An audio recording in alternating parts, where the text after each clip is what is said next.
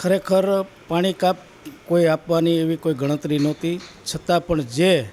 પુનિતનગરનો ESR GSRમાં જે વિસ્તારની અંદર પાણી વિતરણ કરવામાં આવે છે એ વિસ્તારની અંદર જેટલા ESR GSR આપણો પુનિતનો છે એને સફાઈ કરવી ખૂબ જ જરૂરી હતી, કારણ કે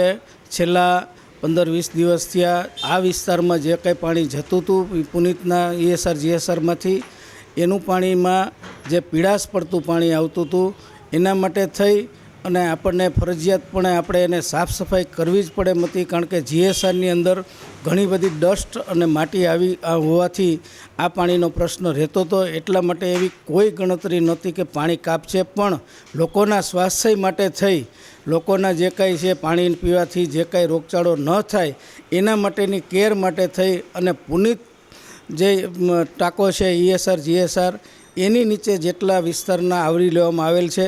એના માટે થઈને પાર્ટ આપણે પાણીની વિતરણ આજે વ્યવસ્થા બંધ રાખેલ છે. એના માટેથી અને અમે અધિકારીઓ જોડે વાત કરી છે કે ભાઈ આવતીકાલે